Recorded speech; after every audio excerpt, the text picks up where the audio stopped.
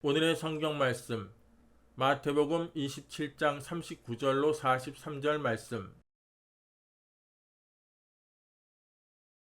지나가는 자들은 자기 머리를 흔들며 예수를 모욕하여 가로되 성전을 헐고 사흘에 짓는 자여, 내가 만일 하나님의 아들이어든 자기를 구원하고 십자가에서 내려오라 하며, 그와 같이 대제사장들도 서기관들과 장로들과 함께 희롱하여 가로되 저가 남은 구원하였으되 자기는 구원할 수 없도다. 저가 이스라엘 왕이로다. 지금 십자가에서 내려올지어다. 그러면 우리가 믿겠노라. 저가 하나님을 신뢰하니 하나님이 저를 기뻐하시면 이제 구원하실지라. 제 말이 나는 하나님의 아들이라 하였도다 하며.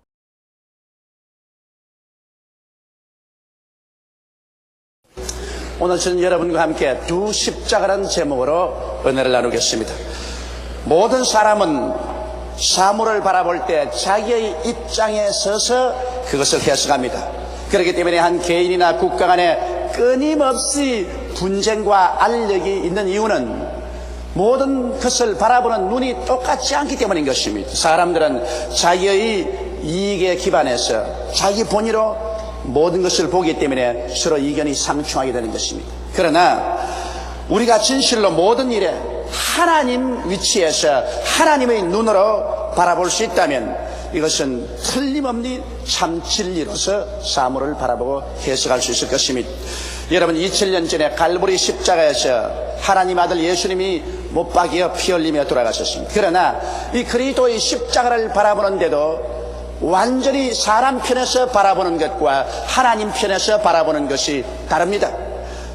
대제사장이나 바리새 교인, 사두개 교인, 율법사들, 유대인들이 그리스도의 십자가를 바라볼 때 그리스도의 십자가는 그리스도 일생의 종말로 보았었습니다. 예수님은 십자가에서 못 박여 죽음으로 그의 모든 사역은 끝났고 예수 그리스도의 사역은 처절한 종말과 실패로 끝났다고 그들은 단정을 지었었습니다. 그래서 담대하게 십자가에 못 박인 예수 그리스도를 조롱하고 비난했었습니다.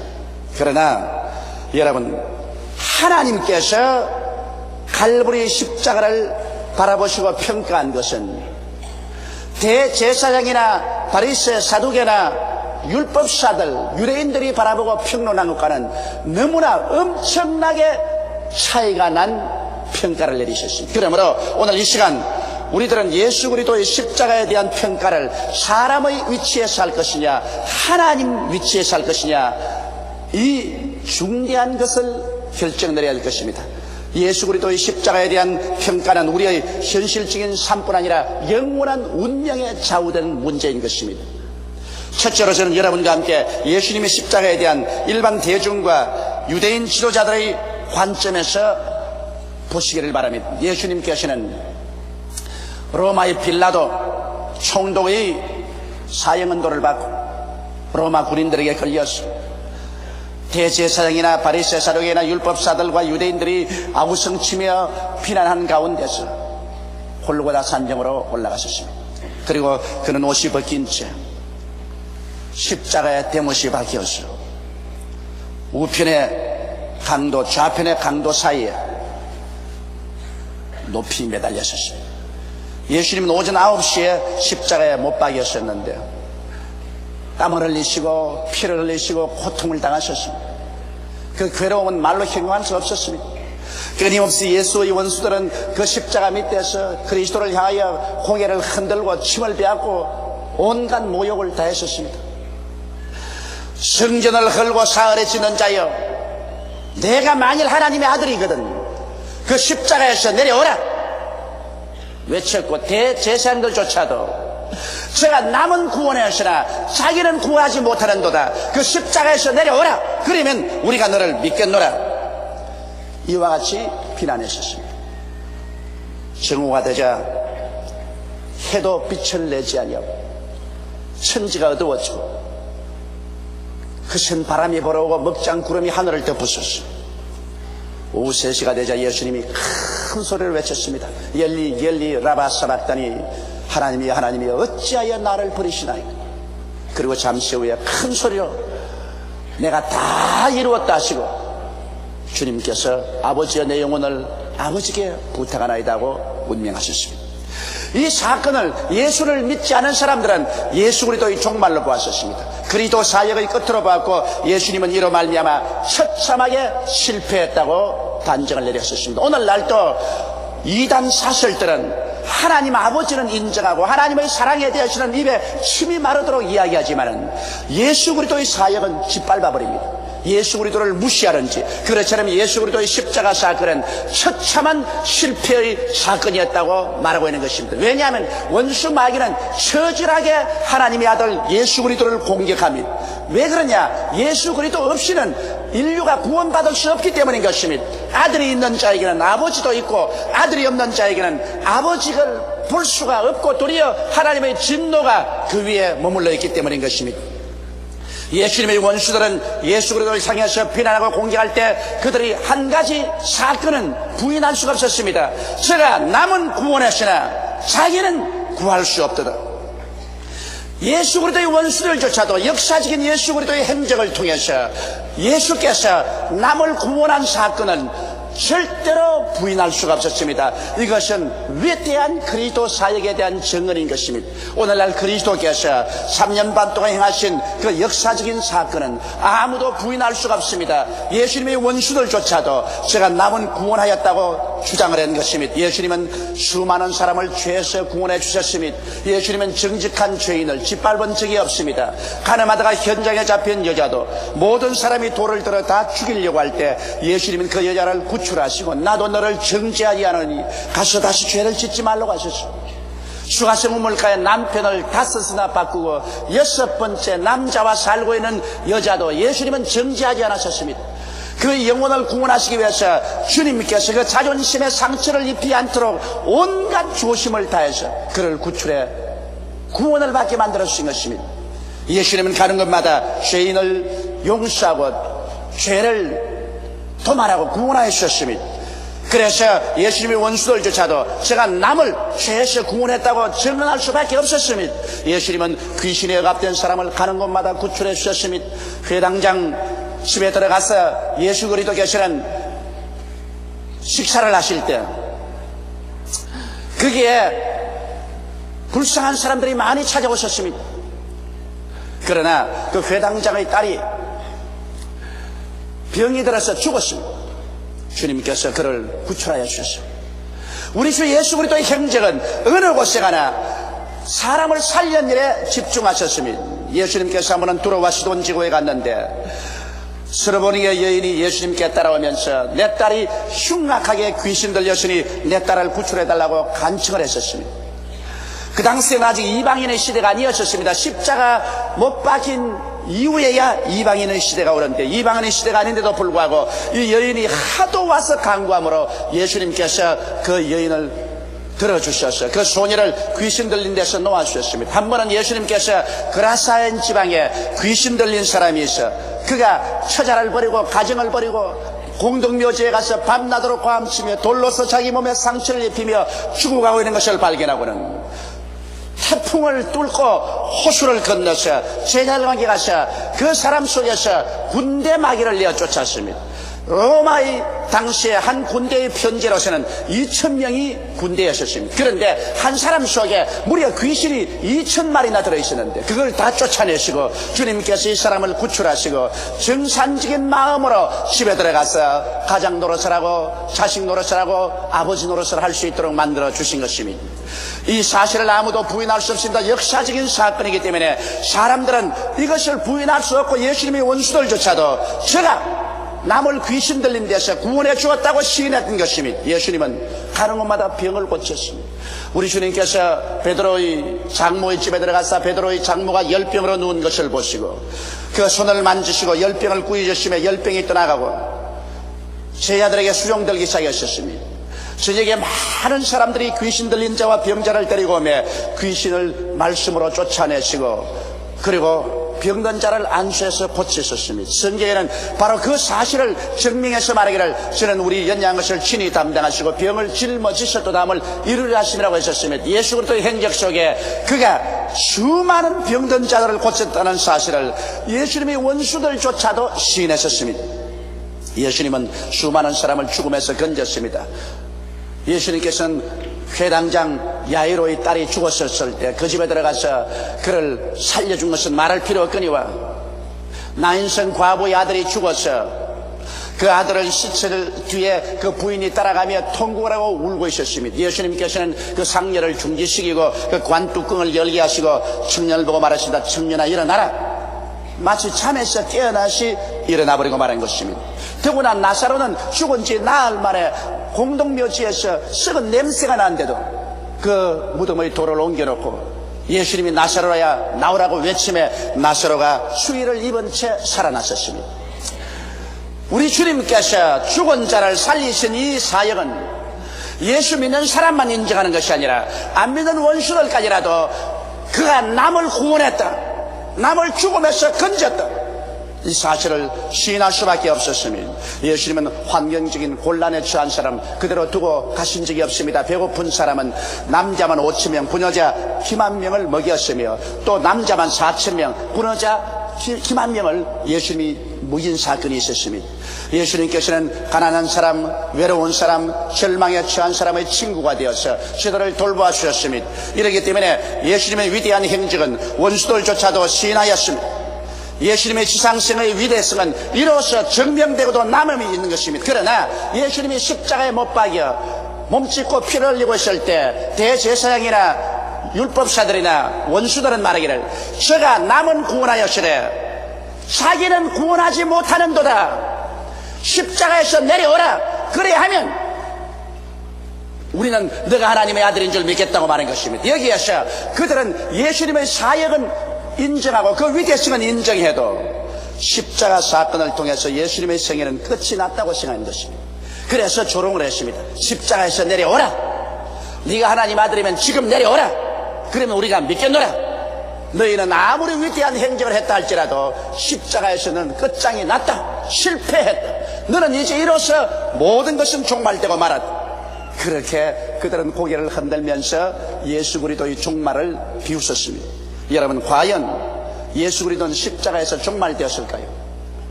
사람들의 눈으로 보기에는 그렇게 보았습니다. 오늘날 또 역사학자들이나 불신자들이나 이단들은 예수의 십자가가 종말이라고 생각을 합니다. 사람의 눈으로 볼 때 그리스도의 사역은 그로서 끝나고 말았다고 생각하는 것입니다. 그러나 오늘 둘째 여러분과 생각하고 싶은 것은 과연 예수님의 고난에 대해서 하나님은 무엇이라고 말씀하고 계시냐는 것입니다. 사람의 관점으로 보지 말고 하나님의 관점으로 십자가를 바라볼 때 하나님은 십자가를 무엇으로 바라보고 계시냐는 것입니다. 이것이 우리에게 가장 중대한 일인 것입니다. 하나님께서 만일 예수 그리스도의 십자가가 역사적으로 종말이며 그로서 예수 그리스도의 사역은 끝이라고 생각한다면 여러분, 우리들이 아무리 십자가 예수를 믿어도 소용이 없을 것입니다. 예수님께서는 태어나시기 600년 전에 이미 하나님의 지시를 통해서 이사야는 그리스도의 고난에 대해서 오늘날 뉴스위크나 타임지 기자가 보고 기록한 것보다 더 상세하게 기록하고 있는 것입니다. 이사야 53장을 읽어보면 감격적입니다. 어떻게 예수님 태어나기 600년 전에 이처럼도 상세하게 예수 그리스도의 십자가의 고난과 그 의미를 설명할 수 있을까? 하나님 편에서 직접 계시하지 않고는 이런 일이 있을 수가 없다는 사실을 우리는 감격적으로 읽어볼 수 있는 것입니다. 그러면 오늘 이 시간에 하나님께서 보신 십자가를 우리 한번 알아봐야 되겠습니다. 하나님은 십자가가 우연히 생긴 것도 아니요, 예수 그리스도의 실패로서 달려 돌아가신 것도 아니요, 하나님께서 창세 이후로 계획하시고 작정하신 바가 십자가에서 이루어졌다는 사실을 성경은 분명하게 말하고 있는 것입니다. 십자가 사건이야말로 하나님의 창작이며 위대한 계획이며 인류 역사상 가장 크나큰 승리의 역사였다는 사실을 하나님께서는 여기에서 증명해주고 있는 것입니다. 이사야서 53장 4절에 하나님은 십자가를 바라보고 이렇게 말씀하고 있습니다. 그는 실로 우리의 질고를 지고 우리의 슬픔을 당하였거늘 우리는 생각하기를 그는 징벌을 받았어 하나님께 마지막 고난을 당한다 하였노라. 예수님은 지금 십자가에 못 박아 있습니다. 몸이 찢기고 피를 흘리고 땀을 흘리고 몸부림치고 있습니다. 세상 사람들은 그를 향하여 고개를 흔들고 침을 베었고 십자가에서 내려오라, 너는 십자가에서 이미 종말되었다고 말합니다. 그러나 하나님은 그 십자가를 바라보고 이렇게 말씀합니다. 그는 실로 우리의 질고를 지고 우리의 슬픔을 당하고 있다고요. 여러분, 아담과 하와이로 인간이 겪는 가장 큰 고통은 질병인 것입니다. 사람은 마음의 병이 들고 육신의 병이 들고 생활의 병이 듭니다. 그런데 우리 사람들은 이 병에서 노예남 받으려고 온갖 몸부림을 다 치고 있습니다. 하나님께서는 이 인간의 고통을 면해주기 위해서 예수 그리스도가 십자가에 올라가셔 실로 우리의 질고를 지고 우리의 슬픔을 당하고 있다고 말씀한 것입니다.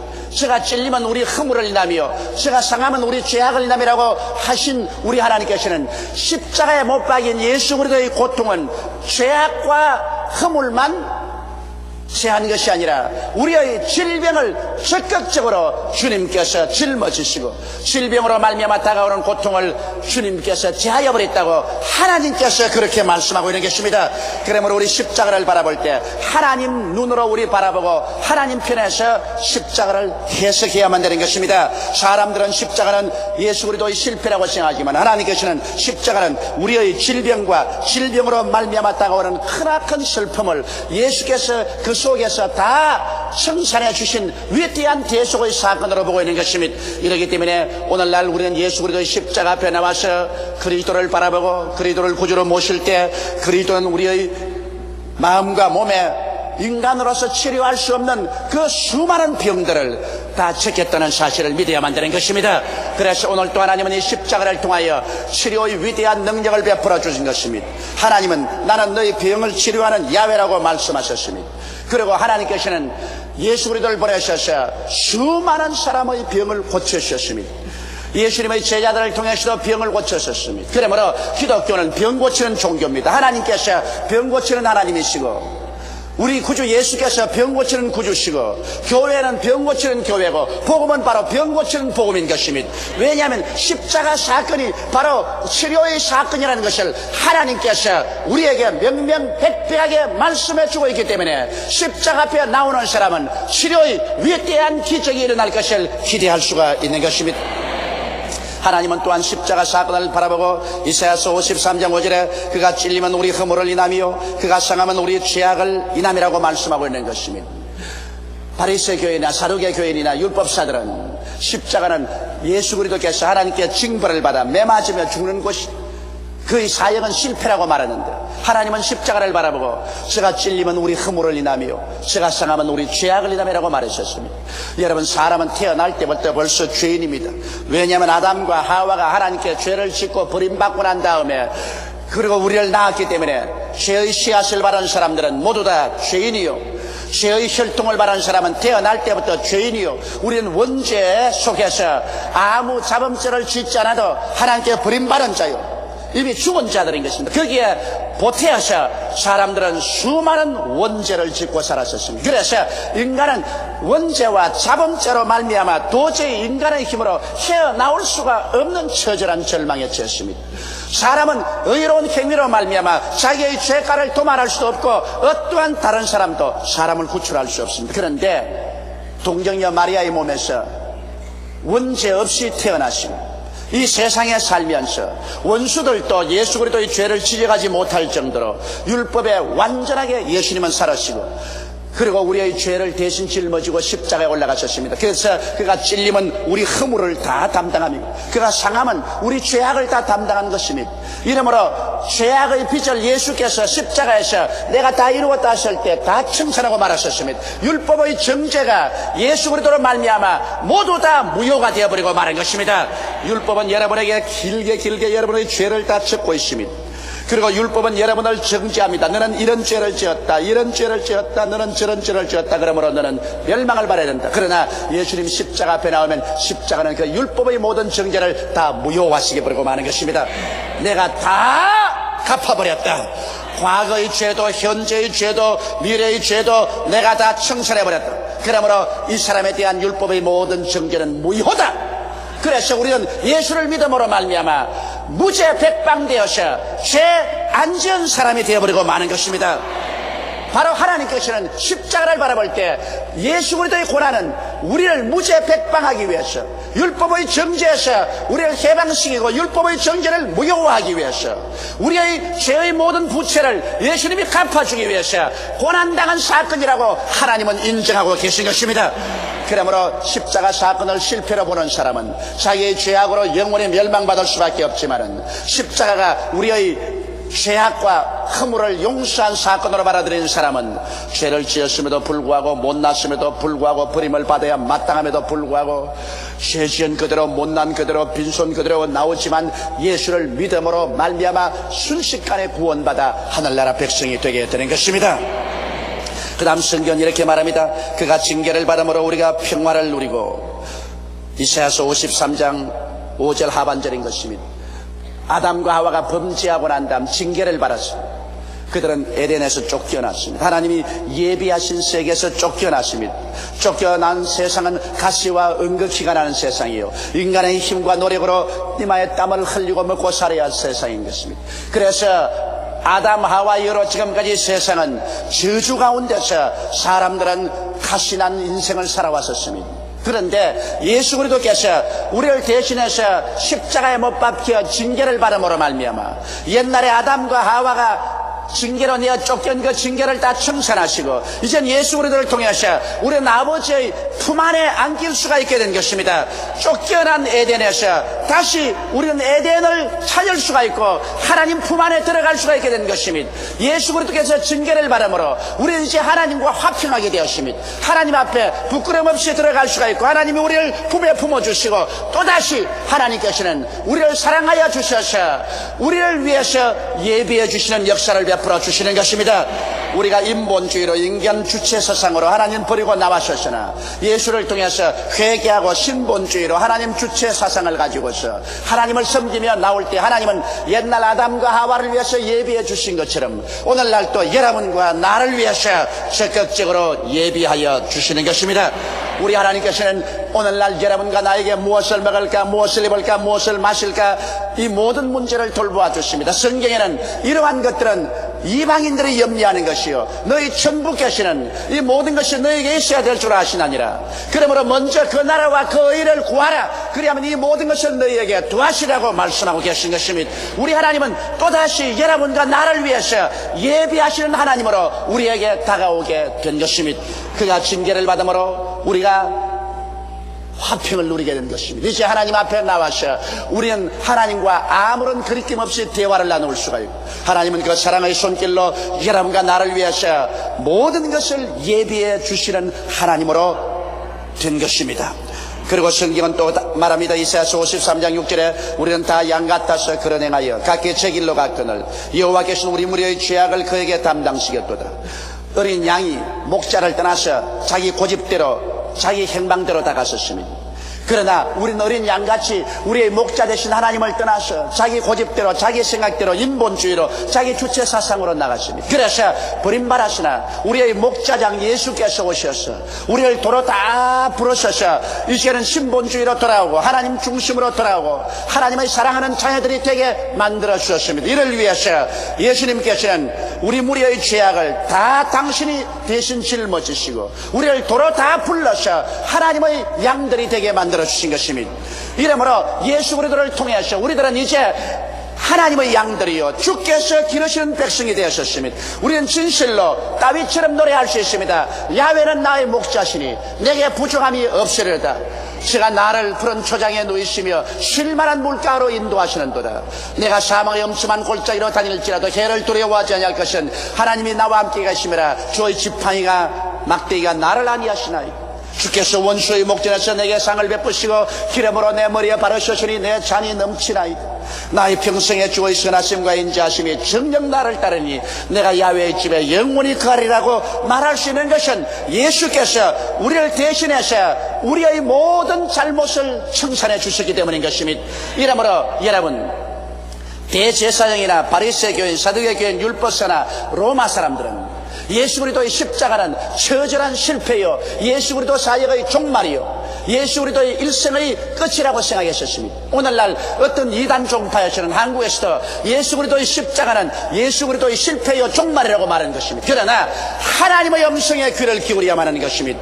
하나님께서는 예수 그리스도의 십자가야말로 가장 위대한 하나님의 성공이요 승리요 인류의 구원의 근원이라는 것을 말씀하고 있는 것입니다. 하나님은 바로 십자가야말로 거기에서 우리의 질병이 다 치료를 받고 우리의 연약이 다 청산된 처소라고 말씀하고 있습니다. 하나님은 십자가야말로 우리 허물이 제하여지고 우리의 죄악이 영원히 갚아진 처소라고 말합니다. 하나님은 십자가야말로 하나님과 우리 사이의 원수된 담이 흐러지고 그리스도로 말미암아 하나님과 우리와 화목하게 되고 하나님이 우리를 위해서 다시 예비하는 하나님이 되었다고 말씀하고 있는 것입니다. 하나님은 십자가야말로 우리 고집대로 살고 우리 마음대로 행한 우리 모든 죄악이 다 청산되고 하나님의 약물이로서 하나님이 우리의 목자로서 다시 들어오게 된 처소라고 말씀하고 있는 것입니다. 그러므로 십자가보다 더 위대한 성공이 없으며 축복이 없으며 구원이 더 이상 찾아볼 수가 없는 것입니다. 이러므로 오늘 우리는 사람의 눈으로 십자가를 바라보지 말고 하나님 편에서 십자가를 바라보고 하나님이 해석하는 그 십자가의 의미를 받아들여서 믿음으로 나아감으로 우리 영혼이 잘됨같이 우리가 범사에 승리하며 강건하게 될 수가 있는 것입니다. 오늘 십자가는 우리의 승리입니다. 십자가는 우리의 자랑입니다. 십자가는 우리의 기쁨입니다. 눈에 아무 증거 안 보이고 귀에는 아무 소리 안 들리고 수는 잡히는 것 없어도 인간의 이성을 초월해서 하나님의 영원한 계시의 말씀을 믿음으로 받아들이고 십자가가 우리 위해서 이루어놓은 그 위대한 은혜를 우리 믿음으로 받아들이고 믿습니다로 나아갈 때 오늘날 하나님은 십자가에서 이루어가신 예수 그리스도의 그 고난의 열매를 하나도 남김없이 우리의 생활 속에 체험하도록 만들어 주시는 것입니다. 다 같이 우리 속에 기도드리겠습니다. 전능하시고 거룩하신 우리 아버지 하나님, 예수 그리스도의 십자가 고난의 사건은 2000년 전에 일어났습니다만 그 당시에 예수님의 원수들은 십자가가 예수님의 종말인 줄 알았고 예수님 사역의 끝인 줄 알았었습니다. 십자가는 크나큰 실패작이라고 알았습니다. 오늘날도 무신론자들이나 일반 학자들이나 이단들은 그리스도의 십자가는 그리스도 사역의 종말이라고 생각합니다만 하늘을 지으시고 땅을 지으셨으며 영원무궁하신 하나님께서는 십자가는 위대한 구원의 원천이라고 우리에게 가르쳐 주심을 감사하옵나이다. 아버지 하나님의 음성에 우리 귀를 기울이게 도와주시옵소서.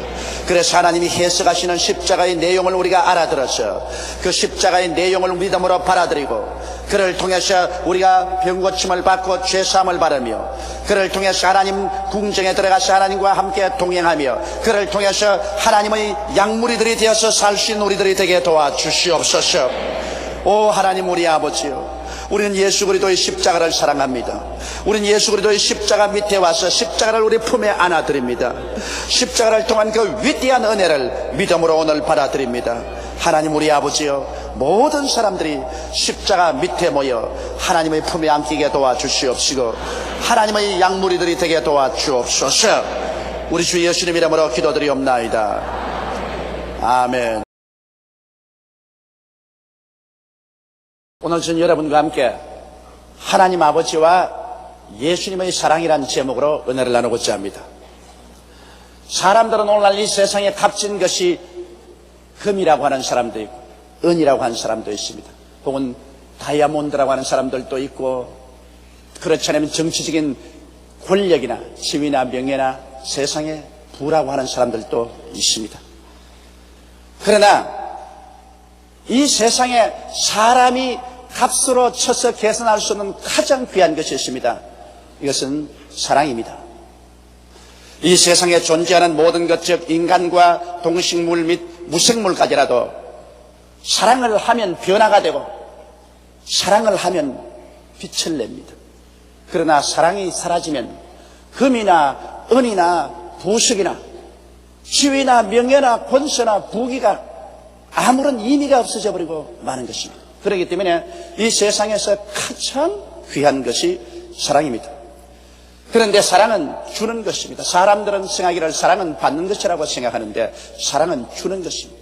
사랑을 주자면은 희생이 자르지 않고는 결코 줄 수 없습니다. 큰 사랑을 하려면 크게 희생을 해야 되고 적은 사랑을 하려면 적게 희생을 해야 되는 것입니다. 희생이 따르지 않은 사랑은 그것은 거짓된 것이요 위선이요 진실한 사랑은 아닌 것입니다. 우리가 부모님의 사랑을 평생을 두고 잊을 수 없는 것은 부모님이 우리를 낳으시고 우리를 길러시는데 진자리 마른 자리 갈아 누이며 손발이 닿도록 수고를 하고 불순종하고 반역하는 자식들을 위해서 가슴 아리며 키워내준 이 사랑의 희생이 우리의 마음속에 잊어지지 않기 때문인 것입니다. 그것이 위선적인 사랑도 아니고 일시로 지어먹은 사랑도 아니고 충정에서 우러나온 희생적인 사랑을 베풀어 주셨기 때문에 부모님의 사랑은 두고 잊어지지 않은 사랑인 것입니다. 우리 주님께서는 사람이 그 친구를 위해서 목숨을 버리면 이에 더한 큰 사랑이 없다고 말하셨어요. 왜냐하면 인간의 목숨이란 인간이 가지고 있는 가장 극치의 것인 것입니다. 이 최고의 가치를 사랑을 위해서 희생을 한다면 그 사랑은 진짜입니다. 그러므로 예수님께서는 바로 반역하는 인생들을 위해서 당신이 가지고 있는 최고의 가치인 생명을 십자가에 못 박아 대신 죽어주심으로 그리스도가 우리를 향해서 베풀어진 그 사랑은 이루 말로 형용할 수 없는 크나큰 사랑인 것입니다. 오늘 저는 여러분과 함께 하나님은 우리를 얼마나 사랑하셨는가 이 일을 한번 생각해 보고자 하는 것입니다. 첫째로 우리 하나님의 사랑은 이 성경 말씀이 우리에게 가르쳐주고 계시는데 하나님의 성령이 계시해 주지 않으면 그 깊이와 높이와 넓이를 우리 인간의 상상으로는 감히 깨달을 수가 없습니다. 오늘 성경 말씀 에베소서 1장 3절로 4절에 보면 태가 쓴 사랑에 관해서 말씀하고 있습니다. 찬송하리로다. 하나님 곧 우리 주 예수 그리스도의 아버지께서 그리스도 안에서 하늘에 속한 모든 신령한 복으로 우리에게 복 주시되 곧 창세 전에 그리스도 안에서 우리를 태가사 우리로 사랑 안에서 그 앞에 거룩하고 흠이 없게 하시려고 하셨다는 것입니다. 오늘 여러분께서 여의도 순복음교회에 와서 앉아 계신 것은 하나님께서 여러분을 택해 주셨기 때문에 이 자리에 와 있는 것입니다. 산이나 들로 가지 아니하고 세상으로 가지 아니하고 이 자리에 앉아 있는 것 하나님이 택하셨는데 이 성경 말씀 보니까 하나님께서 땅과 바다도 생겨나기 전 지구도 생겨나기 전 저 해와 달과 별들이 생겨나기 전 저 영원하고도 무궁한 태초에 하나님께서는 이미 여러분들을 보시고 사랑 가운데서 하나님의 자녀가 되도록 택해 주시다는 것입니다. 여러분과 내가 우리 부모님 속에서 형질이 생겨나기도 수억만 년 전에 이미 미리 내려다보시는 하나님의 전체를 통해서 우리를 택하여 주시다. 사람들은 말하기를 나 같은 인생에 무슨 가치가 있는가 나는 교육도 없고 재산도 없고 사람들이 별로 나를 중요하게 여기지 않는다고 그렇게 말할 사람이 있을는지 모르겠지만 하나님께서는 해와 달과 별들도 생겨나기 전 만유가 존재하기도 전에 이미 여러분을 택했었으니 아무 가치가 없는 존재라면 하나님이 그렇게 택해 줄 리가 있겠냐는 것입니다. 그렇기 때문에 하나님이 여러분 보실 때는 여러분을 무궁한 가치 있는 존재로 보고 있는 것입니다. 그러므로 하나님은 여러분과 나를 이처럼 그 놀라운 은총으로 택하여 주시니 이 택한 사랑이 얼마나 큽니까? 수많은 사람 중에서 나를 택해 주었다는 것 이거 감격적이지 않습니까? 하나님께서는 그러므로 우리를 택했으므로 여러분과 내가 하나님을 믿는 것이 아니라 하나님이 우리를 붙들어 주시는 것입니다. 요한복음 15장 16절에 너희가 나를 택한 것이 아니요 내가 너희를 택하여 세웠다고 말씀하셨으며 빌립보서 3장 12절에 오직 내가 그리스도 예수에게 잡힌 바 된 그것을 잡으려고 쫓아가느라 우리 예수 믿는 것 우리가 믿는 것 아닙니다. 하나님이 억천만급 전에 우리를 이미 그리스도 안에서 택해 주셔서 하나님이 잡아주시는데 하나님께 잡혀 놓았으니 이제 잡힌 것 더 잡아보려고 열심히 믿어보는 것입니다. 그리고 우리 하나님은 또한 여러분과 나를 미리 하나님의 자녀가 되도록 정해놓으신 것입니다. 에베소서 1장 5절로 6절에 그 기쁘신 뜻대로 우리를 예정하사 예수 그리스도로 말미암아 자기의 아들들이 되게 하시니 이런 그의 사랑하시는 자 안에서 우리에게 그저 주시는 바 그 연애의 영광을 찬미하게 하려 하십니다. 하나님께서는 해와 달과 별들이 생겨나기 영원한 전에 여러분을 이미 택하시고 난 다음에는 그러면 미리 정해 놓으셨어요. 하나님의 아들들이 되도록 하나님 마음에서 자원에서 정해 놓은 것입니다. 우리 옛날에는 부모님들이 서로 사돈 정하지 않습니까? 아직 아들과 딸들이 어릴 때도 불구하고 부모님께서 사돈을 정해 놓으시고 아들 가진 집에서 며느리 될 사람을 정해 놓은 그런 때가 많았습니다. 자기는 뭣도 모르는데 크고 보니까 이미 부모님 사이에 벌써 정해 놓았어요. 우리 하나님께서는 여러분과 나를 하나님의 자녀가 되도록 벌써 억천만 년 전에 그리스도 안에서 이미 미리 정해 놓은 것입니다. 여러분 우연히 이렇게 예수 믿고 하나님 자녀가 된 것이 아닙니다. 하나님이 미리 정해 놓고 여러분을 바라보고 기뻐하고 즐거워하고 계셨습니다. 하나님이 아무나 정한 것 아닙니다. 정한다는 것은 하나님이 택해놓고 난 다음에 하나님의 자녀가 되도록 정해놓고 그때가 오기를 하나님께서 기다리고 계신 것입니다. 하나님의 미리 정하심을 쫓아서 여러분과 내가 하나님의 자녀가 된 것이지, 하나님이 정하지도 않은데 내가 자원해서 하나님의 자녀가 되지는 아니하는 것입니다. 그리고 하나님께서는 우리를 정해놓으셨으면 아들이 되게 하시고, 아들은 무엇 때문에 아들 만듭니까? 만유를 후사로 주려 그렇게 하시는 것입니다. 로마서 8장 12절에 자녀이면 또한 후사 곧 하나님의 후사여 그리스도와 함께한 후사라. 여러분과 나로 하여금 장차 하늘의 모든 영광을 하나님께로부터 상속받을 사람이 되게 하려고 하나님께서 미리 정해놓으신 것입니다. 이러므로 어마어마한 영광이 우리의 장래에 우리를 위해서 기다리고 있는 것입니다. 이를 위해서 하나님께서 미리 여러분을 점 찍어서 정해놓았다는 것을 생각할 때 여러분은 마음속에 소름이 끼치도록 감격하고, 내가 어떻게 하다가 이와 같은 처지에 있게 되었는가, 여러분께서 놀라지 아니할 수 없을 것입니다.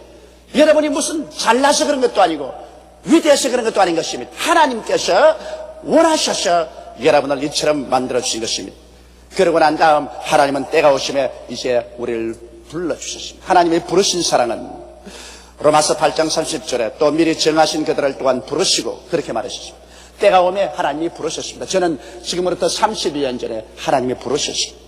하나님이 부르신 것은 30년을 불렀지만 저를 하나님이 택하신 것은 해와 달과 별들도 생겨나기 전에 이미 하나님이 택하셨고, 그때 이미 하나님의 자녀가 되기 위해서 미리 정해놓았다가 32년 전에 하나님이 저를 부르셨습니다. 제가 하나님께 돌아오지 않으려고 발부둥을 치니까 하나님께서 폐병을 보내가지고서 폐병으로 우리 때려서라도 부르십니다. 하나님이 부르실 때가 오면은 여러분이 고분고분 말씀을 들으면은 고분고분 부르시거니와 여러분께서 고집을 부리면 주께서 목에다가 혹사리를 해서 잡아 당기더라도 하나님께서 부르시는 것입니다.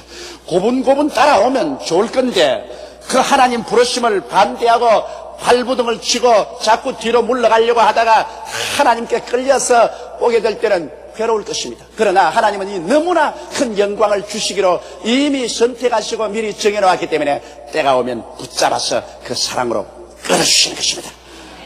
이러므로 하나님보다 여러분 힘이 셉니까? 힘이 세지 못합니다. 하나님이 끌어당기면 별 도리 없이 끌려오는 것입니다. 이렇기 때문에 하나님의 부르신 사랑에 우리는 감격하지 아니할 수 없는 것입니다. 그러고 난 다음에 하나님께서는 우리를 의롭게 만들어 주십니다. 그 외아들 예수 그리스도를 십자가에 못 박아서 여러분과 나의 죄를 다 덮어 씌워서 우리의 과거의 죄, 현재의 죄, 미래의 죄를 예수님이 몸짓고 피 흘려 다 갚게 하시고 난 다음, 그래서 예수 그리스도의 그 보혈의 공로를 힘입게 하셔서 우리를 하여금 썩어진 더러운 옷을 다 벗어버리고 그리스도의 의로운 옷을 입게 만드는 것입니다. 용서받은 의인이 되게 만들어 주시고, 그러고 난 다음에는 한 걸음 더 나가서 벌써 하나님은 영화롭게 만드시는 것입니다. 로마서 8장 30절에 또 미리 정하신 그들을 또한 부르시고 부르신 그들을 또한 이롭다 하시고 이롭다 하신 그들을 또한 영화롭게 하셨느니라. 영화롭게 할 것이라가 아니라 이미 과거사로 영화롭게 하셨느니라. 하나님 보시기에는 이미 여러분이 부활해서 영광을 얻어서 하나님 보좌에 와서 앉아있는 모습을 보고 계신 것입니다. 이렇기 때문에 하나님은 벌써 여러분과 나를 보시고 너는 영화롭게 되었다고 말하는 것입니다. 우리 하나님께서는 벌써 여러분과 나를 약한 몸이 강한 몸으로, 추한 몸이 영화로운 몸으로, 죽을 몸이 신령한 몸으로, 죽은 사람이 영생의 사람으로 변화되어서 영광을 누리고 있는 모습을 하나님은 보고 계신 것입니다. 그러니 구원받는 것은 우리의 노력과 행위가 아닙니다. 에베소서 2장 8절로 9절에 보면 너희가 그 은혜를 인하여 믿음으로 말미암아 구원을 얻었나니 이것이 너희에게서 난 것이 아니요 하나님의 선물이라. 행위에서 난 것이 아니니 이는 누구든지 자랑치 못하게 하렵니다. 하나님께서 이렇게 주시는 구원은 일방적인 것입니다. 하나님이 주시는 구원은 여러분이 잘나서 공부 잘해서 이뻐서 가문이 좋아서 혈통이 좋아서 행동이 선해서 주는 것이 아니라 하나님 편에서 선물로 주시는 것입니다. 선물이라는 것은 내가 자기에서 받는 것이 아니라 주고 싶은 사람이 주고 싶어서 주는 것이 선물인 것입니다. 그러므로 하나님께서는 하나님이 여러분에게 이 영원한 구원을 주고 싶어서 여러분에게 선물로 주시기 때문에 선물이란 그저 감사합니다고 받기만 하면 되는 것입니다. 선물은 자격이 있어야 되는 것이 아닙니다. 이러므로 여러분 오늘 하나님께서 여러분을 택하시고 그리고 미리 정하시고 그리고 부르시고 이롭다 하시고 영화롭게 하시는 이 큰 은혜가 그저 선물로 하나님이 주신 것입니다. 이러므로 자랑할 것이 없어요. 무슨 내가 잘나고 행동을 잘하고 가치가 있어 그런 건 아닙니다. 선물로 주신 이 하나님의 크신 사랑을 우리는 감격하지 아니할 수 없습니다. 둘째로 그러면 이와 같은 하나님의 사랑을 내 마음속에 인식하게 되면은 크나큰 내적인 변화가 다가오게 되는 것입니다. 왜냐하면 성경은 우리 하나님의 사랑을 받고 나면 우리의 생활 속에 새로운 삶의 태도가 생겨나는 것을 보여주고 있는 것입니다. 로마서 8장 31절에 그런 적이 일에 대하여 우리가 무슨 말하리요? 만일 하나님이 우리를 위하시면 누가 우리를 대적하리요? 이와 같이 만세 전부터 나를 택하시고 미리 정하시고 나를 부르시고 이롭게 하시고 영화롭게 하신 하나님이 나를 꽉 붙잡고 있으니 그러므로 전지 전능 무소 부재하신 하나님이 나의 편에 있으니 누가 우리를 대적하겠는가? 대적이 아무리 와도 겁나지가 않습니다. 왜냐하면 하나님보다 힘센 자가 누가 있는 것입니까? 이 하나님께서 여러분을 귀하게 여기게 있어서 택하여 주었는데 누가 우리를 멸망시킬 수가 있는 것입니다. 그러므로 우리는 하나님의 사랑을 깨닫고 나면 그 품에 안겨서 살기 때문에 대적이 겁나지 않습니다. 그리고는 궁핍이 겁나지 않습니다. 로마서 8장 32절에 자기 아들을 아끼지 아니하시고 우리 모든 사람을 위하여 내어주시니가 어찌 그 아들과 함께 모든 것을 우리에게 은사로 주지 아니하시겠나요? 여러분 하나님께서 하늘과 땅을 지으신 전지전능 무소부지하신 하나님인 것입니다. 하나님이 원하셔서 우리를 택해서 우리를 자녀로 미리 정해놓으시고 하나님 하나밖에 없는 독생자 예수를 보내셔서라도 우리를 죄에서 용서해서 의롭게 만들려고 십자가에 몸짓고 피 흘리게 하신 하나님이 그래 여러분에게 무엇을 먹을까 무엇을 입을까 무엇을 마실까 이런 문제를 해결해 주지 않겠습니까? 너희는 무엇을 먹을까 무엇을 입을까 무엇을 마실까 염려하지 말라. 이는 다 이방인들이 염려하는 것이요 너희 천부께서는 이 모든 것이 너희에게 있어야 할 줄을 아시나니라. 그러므로 너희는 먼저 그의 나라와 그 의를 구하라. 그리하면 이 모든 것을 너희에게 도하시라고 말씀하신 것입니다. 이러므로 우리는 하나님의 사랑을 안 적 궁핍이 겁나지 않습니다. 사랑하시는 이가 그래 사랑하는 자녀를 위해서 무엇을 선물로 주지 않겠습니까? 그리고 우리는 송사가 겁나지 않습니다. 로마서 8장 33절로 34절에 누가 능히 하나님의 택하신 자들을 송사하리요 의롭다 하시는 하나님이시니 누가 정죄하리요? 하나님께서 일방적으로 그 아들 예수를 통해서 우리를 의롭다고 만들어 놓았는데 누가 와서 너는 죄인이다 너는 못났다 너는 보잘것없다 너 같은 사람 구원받지 못한다 이런 말 할 사람 없어요. 하나님께서 우리를 의롭다고 하는데 감히 누가 우리를 죄인이라고 정죄할 수 있겠습니까? 천하의 마귀가 다 와서 우리를 정죄하더라도 우리는 하나님이 예수 안에서 우리를 의롭다고 하신 즉 우리는 정죄받을 아무런 두려움이 없는 것입니다. 우리 위해서 대신 죽고 우리 위해서 대신 살아나셔서 하나님 보좌 앞에 앉아서 우리를 위해서 기도하고 계시는 예수님이 계시는데 누가 우리를 송사하겠습니까? 여러분 사람들이 우리를 잘났다고 해서 잘나지는 것도 아니고 사람이 못났다고 해서 못나지는 것도 아닙니다. 우리를 잘났다 못났다 하실 분은 하나님 한 분밖에 계시지 않는 것입니다. 온 세상 날 버려도 하나님이 날 버리고 계시지 않은데 두려워할 것이 무엇이요? 온 세상이 다 나를 송사할지라도 하나님께서 나를 의롭다고 하시는데 가슴 펴고 떳떳하게 우리는 하나님 앞에 설 수가 있는 것입니다. 그러므로 이와 같은 내적인 변화가 우리 마음속에 다가오면 어떻게 될까요? 하나님께 인정받은 나는 필요한 존재라는 자부심이 생기라는 것입니다. 이야, 하나님이 날 필요해서 이 50억의 인구 가운데서 주님 만세 전에 나를 이미 택하였으니, 야, 나는 필요한 존재로구나. 쓰레기 같은 인생이 아니구나. 이리저리 바람에 불려가는 휴지 쪽지 같은 인생이 아니구나. 나야말로 하나님이 필요로 하는 존재구나. 정말 자기 자신에 대한 새로운 이미지가 생겨납니다. 그리고 사랑은 삶의 의미를 확실히 해주는 것입니다. 이 세상에 여러분, 사랑을 잃어버리면 사는 의미가 없어집니다. 가정주부도 사랑을 잃으면 고생하고 그 가정에 살 의미를 잃어버립니다. 가정의 남편도 아내와 자식들에게 사랑을 받지 못하면 뼈빠지게 일할 의미를 잃어버립니다.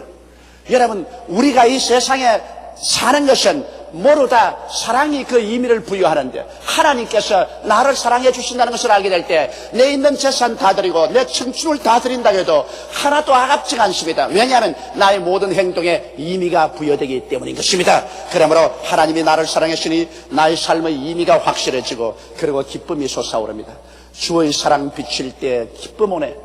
근심 걱정 물러가고 기쁨 오네라는 찬송처럼 사랑을 깨닫게 되면 기쁨이 옵니다. 이것은 이 세상에 미움이 오면 불행이 오지만은 사랑이 오면 큰 기쁨이 솟아오르는 것입니다. 사람이 마음에 기뻐지면 또 사랑 가운데 소망이 솟아오릅니다. 내가 사랑받고 있을 때 소망이 솟아오릅니다. 내일은 오늘보다, 다음 달은 금번달보다, 명년은 금년보다 더 잘 살아갈 것이라는 소망이 넘쳐납니다. 하나님의 사랑을 받을 때 영원한 영생에 대한 소망이 솟아오르는 것입니다. 그리고 사랑을 받을 때 자신이 생기는 것입니다. 미움을 받을 때 위축되지만은 사랑을 받으면 자신이 생기는 것입니다. 야, 나는 사랑받고 있다. 그러므로 두려울 것이 없다. 사랑을 받으면 힘이 생깁니다. 미움을 받을 때는 힘이 없지만은 사랑을 받을 때는 모든 일에 힘이 생기고 살아갈 용기가 넘쳐나게 되는 것입니다. 이러므로 여러분, 사랑을 우리가 인식하고 사랑을 받는다는 것, 이거 굉장히 중요한 것입니다. 십자가 밑에서 하나님의 이 택하신 사랑, 미리 정해주신 사랑, 불러주신 사랑, 그 아들을 통해서 우리 죄를 사시고 이롭게 해준 사랑, 우리를 천국의 영화로움을 이미 주신 그 사랑을 우리가 받아들이면 우리의 인생이 완전히 달라지게 된 것입니다. 세 번째로 사도 바울 선생은 이와 같은 사랑을 깨닫고 난 다음에 그런 선언을 했었습니다. 이 사랑의 선언입니다. 그는 말하기를, 누가 우리의 그리스도의 사랑에서 끊으리요? 왜? 내가 먼저 하나님을 사랑했으면 모르겠거니와 하나님이 일방적으로 나를 먼저 사랑으로 붙잡아 주셨기 때문에 이제는 이 사랑을 끊을 수가 없는 것입니다. 인간이 하나님을 향한 사랑의 줄은 약하지만은 하나님이 우리를 향한 사랑의 줄은 전지전능한 사랑의 줄인 것입니다. 그 사랑의 줄을 무엇으로 끊을 수가 있습니까? 끊을 수가 없습니다. 그래서 바울 선생은 말하기를, 자, 환난이여 와보라. 내가 사랑을 끊을 수가 있는가? 여러분, 환난과 환경의 풍파는 더욱 사랑에 가깝게 나아가는 것입니다. 서로 사랑하게 될 때 그 사랑을 회방하려고 환난이 다가오면 환난은 오히려 사랑의 불에 부채질을 해주는 것입니다. 사랑이 없을 때 환난이 그 사람을 멸망시키지, 사랑이 있을 때는 환난은 오히려 부채질을 해서 더 사랑을 뜨겁게 해주는 것입니다. 이러므로 바울은 말하기를, 환난이여 와보라. 더욱 하나님의 사랑에 우리는 가깝게 가야 된다. 그 다음 공고에 와보라. 공고하고 괴로운 마음의 상태인 것입니다. 공고에 와보라. 공고는 마음의 고통이며, 이는 마음의 고통이 오면 올수록 예수 그리스도의 사랑이 더욱 빛나게 되는 것입니다. 그래서 그리스도의 사랑을 더 갈급하게 되고 그 사랑 속에 더 깊이 들어가게 되는 것입니다. 마음의 공고가 다가와서 모든 사람 다 날 버리고 갈지라도 예수의 사랑이 나를 붙잡고 있으므로 그리스도의 사랑 속에 더 견고하게 서게 되는 것입니다. 자, 그러면 핍박이 와보라. 바울은 말합니다. 핍박이 오면 더욱 분발하게 되는 것입니다. 여러분, 핍박이 그리스도에 대한 우리의 사랑을 식게 할 것 같이 생각하지만은 실제는 그렇지 않습니다. 기독교 역사를 통해서 보게 될 때 기독교 역사는 핍박을 당하고 짓밟힐수록 더 무섭게 불탄 것입니다. 그러므로 핍박은 사랑의 기름을 붓는 것밖에 되지 않습니다. 자, 핍박이 와보라. 겁나지 않다. 기근이 오라. 마음속의 부요, 즉 의와 평강과 희락이 외적 궁핍을 이깁니다. 여러분, 마음에 사랑이 있으면 쪽박을 차고 살아도 마음에 기쁨이 오는 것입니다. 사랑이 없는데 큰 집에 부귀 영화를 다 가지고 있은들 그게 무슨 의미가 있습니까? 그러나 사랑이 있으면은 아무리 기근이 다가와도 여러분, 그 외적 기근이 겁나지 않습니다. 한 끼를 먹고 살아도 큰 사랑으로 서로 위로하고 살면은 그것이 더 굉장한 행복을 가져옵니다. 이러므로 기근이 왔어 하면 우리 협박해봐라. 하나님이 우리를 사랑하고 우리가 그리스도 안에서 하나님을 사랑하는 이 사랑을 빼앗을 수가 있느냐? 할 수 없다. 적신이 오라. 적신이라는 것은 빨가벗겨버리는 것입니다. 와서 나를 빨가벗겨보라. 그러나 하나님의 영광으로 나는 옷 입고 있다. 하나님이 나를 사랑해 주심으로 그 사랑에 대한 영광으로 내가 옷 입고 있기 때문에 육신으로서 빨가벗겨도 나는 두려울 것 없다. 그러한 것이 하나님의 사랑을 끊을 수가 없다. 그러면 위험이 와보라. 위험이 아무리 와도 우리가 하나님을 피난처로 삼고 있는데 여러분 어느 위험이 하나님을 밀쳐낼 수가 있는 것입니까? 그러므로 하나님이 나를 사랑하셔서 일방적으로 품고 있는데 하나님의 품 안에서 피난처를 삼고 있는데 위험이 온다고 해서 그 협박으로 말미암아 우리가 사랑을 저버리고 도망칠 수 있습니까? 절대 그럴 수가 없는 것입니다. 칼이 와보라. 칼은 우리에게 와서 죽일 것입니다. 그러나 여러분 육신의 생명을 죽이면 우리는 손으로 짓지 않은 영원한 하나님의 도성이 우리 위해서 준비하고 있는 것입니다. 그러므로 죽음조차도 우리를 사랑해서 끊지 못합니다. 이러기 때문에 하나님의 사랑이 우리를 붙잡고 있습니다. 성경은 말하기를 그러나 이 모든 일에 우리를 사랑하시는 이로 말미암아 우리가 넉넉히 이기나니라. 우리가 하나님을 사랑한 것이 아니라 하나님이 우리를 사랑해 주셨기 때문에 이 하나님의 사랑의 줄에 우리가 붙잡기 때문에 하나님을 바라보고 있을 때 이 하나님의 사랑은 우리를 붙잡고 그 어떠한 환경에도 우리를 이기게 만들어 주신 것입니다. 하나님의 사랑은 환난도 뛰어넘고 공고도 뛰어넘으며 핍박도 뛰어넘고 기근도 뛰어넘으며 적신도 위험도 칼도 뛰어넘고 여러분과 나를 붙잡고 계시는 것입니다. 이러므로 이 하나님의 사랑에 붙잡힌 받은 우리들은 정말 이기양양하게 살아갈 수밖에 없습니다. 우리들은 하나님 아버지와 우리 주 예수 그리스도의 사랑을 받는 편에 있는 것입니다. 우리가 주는 편에 있는 것이 아니라 하나님의 사랑을 받는 편에 있는 것입니다. 우리들은 이 사랑을 깨닫게 되면서부터 깊이 감사하게 되고 헌신하게 되고 충성하게 되는 것입니다. 하나님은 벌써 영원 무궁한 때부터 여러분과 나를 택하시고 미리 정하시고 사랑하고 계시지만은 너무나 많은 사람들이 이 사랑을 깨닫지 못하고 있는 것입니다. 교회에 왔다 갔다 하면서도 형식적이고 의식적이고 종교적이 된 이유는 이 하나님의 사랑을 깨닫지 못하고 있기 때문인 것입니다. 하나님의 사랑이 안 주어진 것이 아니라 주어지고 있는 이 하나님의 사랑을 우리가 눈에서 깨닫지 못하고 있기 때문에 뜨거운 사랑으로 하나님의 사랑에 우리가 반응하지 못하고 있는 것입니다. 사랑을 깨닫지 못하고 믿으려고 할 때 우리 신앙은 형식과 의식의 포로가 되고 신앙생활의 즐거움보다는 고통스러워지고 거추장스럽게 되는 것입니다. 마음에 사랑이 들어오면 그 사랑은 우리에게 피곤한 것을 모르게 하는 것입니다. 낙심할 줄 모르게 하는 것입니다. 고통을 고통으로 생각하지 않게 만들어주는 것입니다. 마음에 사랑이 들어오면 그 사랑은 그 무슨 희생이라도 지불하고 기쁘게 전진하게 나가게 해주는 것입니다. 사랑하는 성도 여러분, 여러분과 내가 오늘날 예수를 믿고 교회에 와서 예배를 드리고 있다는 것이 우연한 일이라고 절대 생각하지 마십시오. 이것은 결코 우연한 일이 아닌 것입니다. 이것은 천지와 만물을 지으신 영원무궁하고 절대 주권적인 하나님, 무엇인지 당신 기쁘신 대로 다 행하시는 하나님께서 하늘과 땅이 지어지기 전에 해와 달과 별들도 생기기 전에 영원하고도 무궁한 태초 이전에 우리 하나님께서는 여러분과 나를 만인 중에서 택해 주신 것입니다. 그래서 내 아들이 되겠다고 미리 정해놓으시고 그리고 때가 오면 여러분을 부르시고 여러분의 자격을 부여하기 위해서 그 아들 예수님을 보내셔서 우리 죄를 대신해서 몸짓고 피를 흘려서 우리 죄를 다 청산하게 하시고 난 다음에 그리스도를 믿어 너는 용서받고 의로움 받은 사람이라고 정해주시고 그리고 우리를 영화롭게 만들어주신 것입니다. 하늘나라의 모든 영광을 우리에게 퍼부어 주신 것입니다. 이 사랑에 그 무엇을 견줄 수가 있습니까? 이 하나님의 사랑을 저버리고 난 다음에 이 땅에 아무리 부귀영화 공명을 가지고 산다 해도 허무하기 짝이 없는 일인 것입니다. 이 하나님의 사랑이 여러분께 주어져서 여러분 오늘 이 자리에 와서 앉아 계신 것입니다.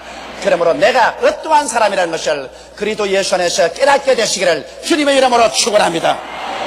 우리 다 같이 고개 숙여 기도드리겠습니다. 전능하시고 거룩하신 아버지 하나님, 우리 스스로 우리를 생각해 볼 때 아무런 가치가 없는 인생으로 느껴지지만은 하나님의 사랑에 비추어서 우리를 바라보면 온 우주도 우리와 바꿀 수가 없고 영원도 우리와 바꿀 수가 없는 크고도 귀하고 아름다운 존재인 것을 우리가 알게 됨을 생각할 때 감사하옵나이다. 하나님의 사랑을 깨닫지 못할 때는 우리는 진흙과 같고 군벙이와 같고 먼지와 티끌과 같이 보잘것없는 존재라고 생각했는데 하나님의 사랑을 깨닫고 나니 하나님이 우리를 영원하고도 무궁한 전에 보시고 택하여 주시고 자녀로 미리 정해 주신 이 큰 사랑, 그 아들 예수님을 보내셔서 몸짓고 피 흘려 우리를 용서하고 의롭다함을 얻게 해줄 수 있는 그 사랑의 대상이 된 것을 알게 될 때 우리는 다이아몬드보다 귀하고 정말 고귀한 존재라는 것을 알게 되고 아버지라는 마음의 기쁨과 감격이 셉싸하지 아니할 수가 없사옵니다. 하나님 아버지여, 이처럼 큰 사랑을 베풀어서 하나님의 자녀로 만들어주신 우리 아버지를 오늘 이 시간에 찬양하고 찬양합니다. 내 아버지 하나님이시여, 주의 백성들이 그러므로 형식과 의식으로 신앙하지 말고 이 아버지 하나님의 뜨거운 사랑에 반응해서 하나님을 뜨겁게 사랑하는 우리들이 되게 도와주시옵소서. 하나님을 뜨겁게 감사하고 찬양하는 우리들이 되도록 성령이여 우리를 도와주시옵소서. 하나님 아버지, 우리는 어디서 와서 왜 살며 어디로 가는지 모르고 방황할 때도 많았었습니다. 예수를 믿지 않고 사는 사람들은 설한 북풍이 부는 세상에서 무엇 때문에 사는지 알지 못하고 방황합니다. 허무 속에 몸부림을 칩니다. 죽고 난 다음 한 주머니 흙으로 돌아가는 가장 비극을 체험하게 됩니다. 내 아버지 하나님이시여, 그러나 예수 안에 들어와서 하나님의 사랑을 받게 되면 이 모든 것이 다 사라지고 가장 큰 영광이 우리 생애 속에 다가오는 것을 알게 하여 주옵소서. 우리 주 예수님 이름으로 기도드리옵나이다. 아멘. 오늘의 성경 말씀, 에베소서 2장 1절로 10절 말씀. 너희의 허물과 죄로 죽었던 너희를 살리셨도다. 그때에 너희가 그 가운데서 행하여 이 세상 풍속을 쫓고 공중의 권세 잡은 자를 따랐으니 곧 지금 불순종의 아들들 가운데서 역사하는 영이라.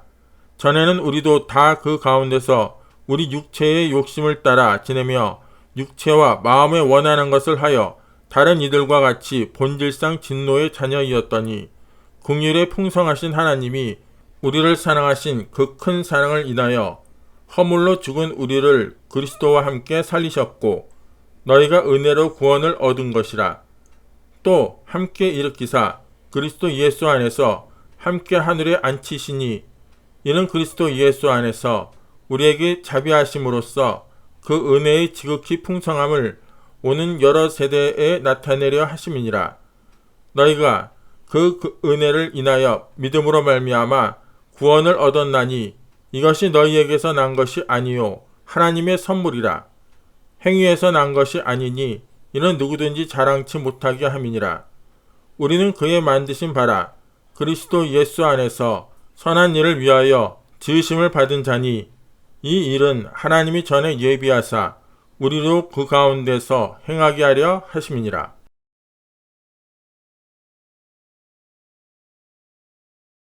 측량할 수 없는 하나님의 은혜라는 제목으로 여러분과 함께 하나님의 축복을 나누고자 합니다. 인간은 태어나서 성장하고 그래서 늙어 죽을 때까지 수많은 은혜를 경험하게 되는 것입니다. 전혀 일생 동안 은혜를 한 번도 입어본 적이 없는 사람은 이 지구상에는 없을 것입니다. 그러나 이 세상에는 이와 같은 은혜를 입고도 그 은혜를 짓밟아버리는 나쁜 사람들이 대단히 많습니다. 이와 같은 사람들은 더 이상 은혜를 구할 자격도 없고 은혜를 입을 만한 가치도 없습니다. 우리들은 이 세상에 태어나서 부모님의 은혜를 받았습니다. 형제의 은혜를 입고 스승의 은혜를 입고 이웃과 국가의 은혜를 한없이 입고 지금까지 살아오고 있습니다. 이 세상에서 비열한 인간은 남에게 은혜를 받고 난 다음에 그 은혜가 마음속에 부담이 되는 것입니다. 내가 신세를 졌다는 것을 부담스럽게 생각하고 이것을 없애버리기 위해서 은혜 받은 것을 원수로 갚는 사람이 있습니다. 이것은 대단히 악하고 저질적이고 비열한 인생들입니다만 이런 사람들이 굉장히 많습니다. 은혜를 원수로 갚는 이러한 일들, 이것은 정말 비극적인 것입니다. 또 일반 대중들은 은혜를 받고 난 다음에 입을 닦아버립니다. 내가 언제 은혜 받았느냐? 아주 무관심하게 지나갑니다. 은혜 베푼 사람은 잊지 않고 있는데 은혜를 받은 사람은 깡그리 잊어버리고 받은 것에 대한 조그마한 감사도 표현하지 않습니다.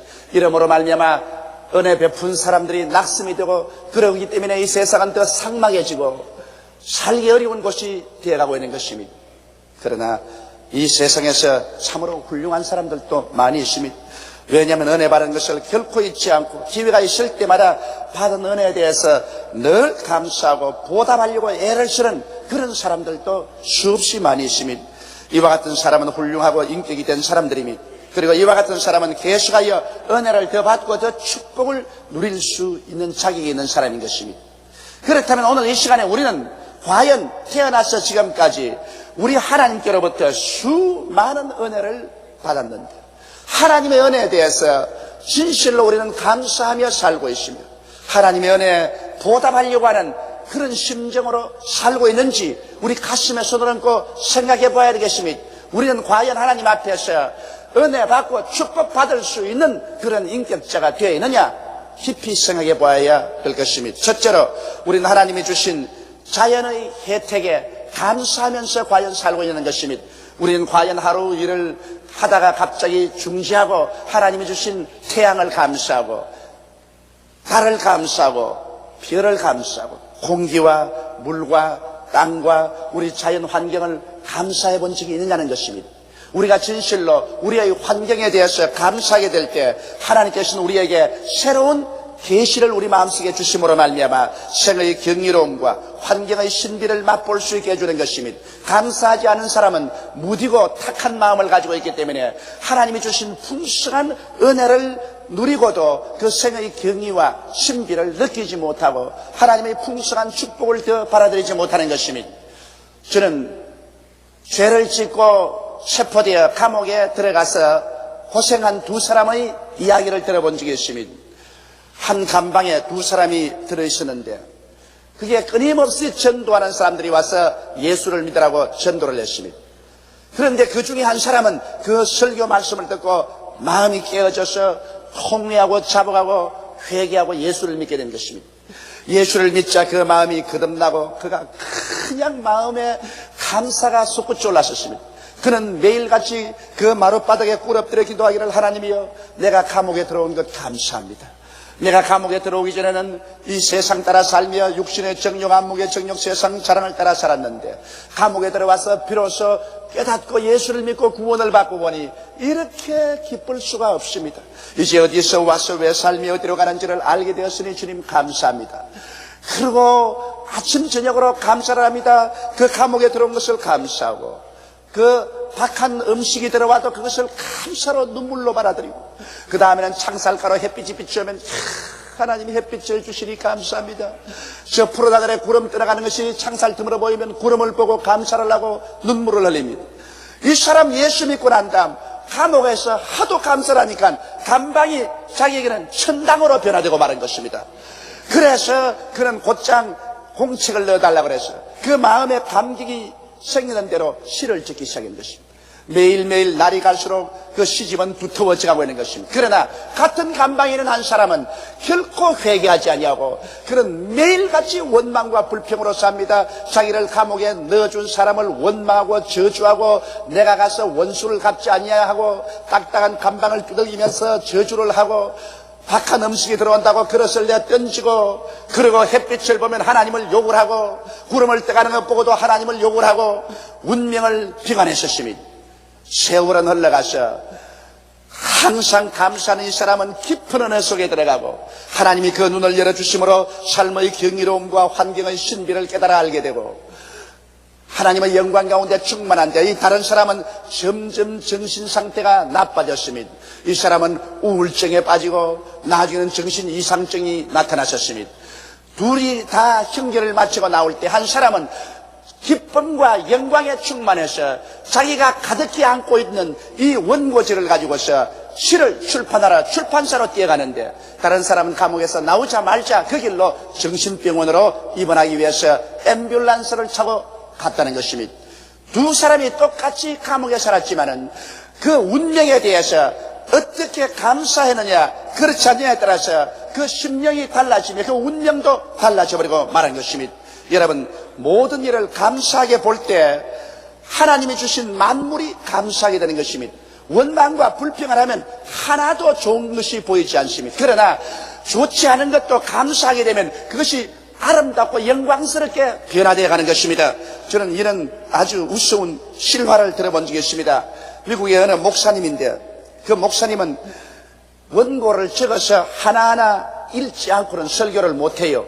그렇습니다까지 다 적어야 돼요. 그래서 목사님이 원고를 적어서 주일날 교인들의 앞에서 원고를 읽는데 가장 목사님에게 걸리는 집사님 한 분 있습니다. 그분이 감사 집사입니다. 이 집사님은 목사님이 원고를 읽는데 그만 은혜만 받으면 온 교회가 떠나가도록 할렐루야 감사합니다 고함을 치니까 그 소리에 놀란 목사님이 그만 원고 줄을 잃어버려요. 그래서 앞을 읽었는지 뒤에 읽었는지 몰라서 당황을 하고 더듬거리고 진땀을 흘리고 그렇게 합니다. 그래서 언제나 그 감사 집사 때문에 애를 먹습니다. 그런데 하루는 그곳에 있는 도지사와 경찰서장이 주일 예배에 참석한다는 통보가 왔습니다. 그래서 도지사와 경찰서장에게 멋지는 설교를 해서 칭찬도 받고 또 감화도 시켜야 되겠는데 이 감사 집사가 오면 또 큰일 나겠단 말입니다. 그래서 감사 집사를 목사님 사무실로 불렀었습니다. 교회 옆에 있는 사무실로 불러서 집사님 오늘은 교회당에 오시지 마시고 내 사무실 좀 지키십시오. 목사님 사무실에 아무도 없는데 왜 지킵니까? 아니야, 오늘은 내 사무실을 지키되 여기 또 기도하지 마십시오. 기도하면 또 감사하고 할렐루야를 할 테니까. 제일 재미없는 책을 하나 주었습니다. 그것이 지리책이었습니다. 지리책은 산의 높이가 몇 메다고 바다의 깊이가 얼마고 땅의 넓이가 얼마고 그런 겁니다. 그걸 읽으면 절대로 감사하고 할렐루야를 안 할 것이기 때문에 지리책을 주면서 성경도 읽지 말고 찬송가도 읽지 말고 내 설교 끝마칠 때까지 이 지리책만 읽고 계십시오. 목사님 왜요? 그런 일이 있으니까 이 지리책만 읽고 있으라고. 그러고 목사님이 나오면서 자기가 아무리 감사 집사라도 지리책 읽고 감사해 안 하겠지. 그런데 참 도지사가 오시고 경찰서장이 오셨습니다. 그래서 목사님은 그가 준비한 원고지를 차근차근 읽어나갑니다. 원고지가 한 3분지 2쯤 읽어나가는데 온 사람들이 고개를 다 돌려서 목사님 사무실을 바라봅니다. 왜냐하면 사무실에서 할렐루야 하나님 감사합니다고 고함 소리가 요란스럽습니다. 그러니 모두 다 놀라가 그리치라는 바람에 그만 목사님이 원고 줄을 잃어버리셨습니다. 막 진땀을 흘리고 헛소리를 하고 그날 예배를 완전히 망쳤습니다. 그래서 겨우 예배를 드리고 난 다음 목사님이 성이 가득 나서 사무실 가서 집사님 도대체 지리책을 읽고 무슨 할렐루야 감사합니다가 나옵니까? 도대체 왜 이렇습니까? 목사님 얘기 한번 보십시오. 이 지리책 이거 한번 보십시오. 필리핀 해변의 바다 깊이가 10,000미터라고 합니다. 성경에 내 죄를 영원히 바닷속에 던졌다고 그랬는데 10,000미터 바다 밑에 깔아졌으니 내 죄가 다시 떠오르지 못할 거 아닙니까? 얼마나 감사합니까? 내가 너무 감사해서 아예 그냥 감당할 수가 없습니다. 마음에 감사를 하기로 작정을 하면 그 무엇을 보아도 마음속에 감사가 넘쳐나게 되는 것입니다. 영국의 유명한 성경 주석가였던 마티오 헨리 목사님은 저녁 예배 설교를 하고 집에 돌아가다가 집 근처의 골목에서 강도를 만나서 늘씬 얻어맞았습니다. 그래서 있는 것 다 빼앗기고 졸도를 했어요. 얼마 동안 오래 길거리에 누워 있는지 모릅니다. 찬 이슬이 몸에 쌓이기 때문에 찬 이슬 기운에 정신을 차렸습니다. 그러니까 온몸에 한기가 돌고 피가 낭자하게 흐르고 있습니다. 목사님이 겨우 몸을 가늠해서 집으로 돌아가니 집은 식구들은 아무리 기다려도 저녁 예배를 마친 목사님이 안 오시기 때문에 걱정을 태산같이 하고 있는데 보니 얻어맞아서 피를 낭자히 흘리면서 몸에 옷이 다 찢어져서 들어옵니다. 가족들이 와서 놀래가지고서 얼싸안고 울고 하는데 목사님이 그를 다 물리치고 꿇어앉아서 기도를 하기 시작했습니다. 하나님 아버지요, 오늘 교회에서 예배를 드리고 오다가 강도를 만났는데 많이 얻어맞았으나 목숨은 건졌으니 감사합니다. 그리고 또 감사할 것은 나도 예수를 안 믿고 세상에 그대로 살았더라면 그 강도같이 되었을 것인데 나는 강도가 안 되고 예수 믿는 목사가 되고 선량한 시민이 되었으니 이 얼마나 감사합니까? 주여 감사합니다. 하나님 아버지여, 내가 강도를 만나서 눈에 보이는 돈은 다 잃었지만은 강도가 아무리 빼앗으려도 빼앗을 수 없는 내 속에 예수님과 영생이 있으니 주여 감사합니다. 그래서 강도를 만나 얻어맞고 상처를 입었지만은 마티 헨리 목사님은 오직 감사할 것밖에 없었어. 그 제목으로 그 다음 주일날 감사를 했다는 것입니다. 여러분, 성경에는 감사로 제사를 드리는 자가 나를 영화롭게 하느니 그 경위를 옳게 하는 자에게 하나님의 구원으로 보이려고 말씀한 것입니다. 우리가 좋은 일에만 감사하는 거야 누가 감사를 못하겠어요? 그러나 범사에 감사라는 것은 좋지 않을 때도 감사라는 것입니다. 비 오는 날도 감사하고 햇빛 난 날도 감사하고 바람 부는 날도 감사하고 조용할 때도 감사하고 사업이 잘 될 때도 감사하고 안 될 때도 감사하고 건강할 때도 감사하고 병들 때도 감사하라는 것입니다. 사랑받을 때도 감사하고 미워할 때도 감사하라는 것입니다. 여러분, 감사가 하나님께 영화를 돌리기 때문에 감사라는 그 열쇠를 통해서 하나님의 위대한 구원의 능력이 우리의 생활 속에 나타나게 되는 것입니다. 우리가 기도를 많이 하지만은 우리의 기도가 하늘에 상달되지 못한 이유는 너무나 많은 기도가 원망과 탄식이 밑에 깔려있기 때문인 것입니다. 우리가 진실로 감사가 우리 마음속에 향기롭게 가득히 채워져 있었더라면 우리의 기도가 수없이 응답되고 하나님의 능력의 손을 끌어당길 수가 있을 것입니다. 이러므로 우리는 자연 환경을 보고 끊임없이 매일매일 생활 속에 감사해야 되겠습니다. 태양을 보고 감사하고 달을 보고 감사하고 별을 보고 감사하고 비를 보고 감사하고 우리의 모든 환경을 보고 감사할 줄 알아야 되겠습니다. 하나님이 주신 만물을 감사함으로 받아들여야 그곳에 하나님이 더 축복을 해주시고 우리 영안을 열어주어서 그곳에 하나님이 주신 그 신비함을 깨닫고 더 풍성한 삶을 얻을 수가 있는 것입니다. 그 무엇 하나 감사하지 아니하고 막연하게 무딘 마음으로 받아들이는 우리들이 되지 말아야 될 것인 것입니다. 우리는 운명에 대해서도 감사해야 되는 것입니다. 우리의 운명이 사납고 거칠지라도 그 사납고 거친 운명을 가지고 감사를 드리면 그 운명을 하나님이 책임지고 좋게 변화시켜 주시는 우리 하나님이시기 때문인 것입니다. 둘째로 우리는 그리스도의 대속의 은혜를 받았으니 하나님의 대속의 은혜를 감사할 줄 알아야 되는 것입니다. 그냥 십자가 앞에 나와서 무조건 하고 예수를 믿습니다만 하지 말고 예수 그리스도의 십자가의 대속의 은혜를 바라보고 그를 감사할 때 그 속에 감추인 하나님의 깊은 은혜가 우리 속에 계시되고 허락되는 것입니다. 우리는 십자가를 바라보고 죄사함의 은혜를 감사해야 됩니다. 우리 주님이여 날 위해서 양손과 양발에 대못이 베끼시고 창을 받아 물과 피를 다 쏟고 고생당하신 주님 감사합니다. 내 죄를 속이신 주님을 감사합니다. 죄 속한 주님을 생각해서 우리가 계속 감사하면 그 예수 그리스도로부터 시작해서 용서와 의가 샘물처럼 솟아오르기 시작하는 것입니다. 여러분에게 용서가 넘쳐나고 의로움이 여러분 속에 폭포와 같이 쏟아지게 되는 것입니다. 감사하지 않을 때 이와 같은 체험을 할 수가 없습니다. 여러분, 우리는 십자가를 바라보고 화목해 된 은혜를 감사해야 됩니다. 하나님과 우리 사이가 원수가 되시는데 예수님이 십자가에 올라가서 우리 대신 고난당하심으로 하나님의 손과 우리 손을 부여잡고 우리를 화목해 주신 것입니다. 그렇기 때문에 이제 우리는 죄를 짓고 불의하고 추악한 인생이지만은 예수님 이름을 의지하고 부끄럼 없이 담대하게 하나님 보좌에 나가서 아버지라고 하나님 발을 잡고 부를 수 있게 된 것입니다. 이러므로 예수 그리스도 십자가의 고난을 바라보고 화목해 하신 하나님께 감사를 드리면 여러분과 내 마음속에 성령이 비와 같이 쏟아질 것입니다. 성령으로 충만함 받기 원하는 사람은 십자가를 통해서 화목해 하신 우리 주 예수 그리스도를 끊임없이 감사할 때 자기도 모르는 사이에 하나님의 성령이 마음속에 충만하게 임하게 되는 것입니다.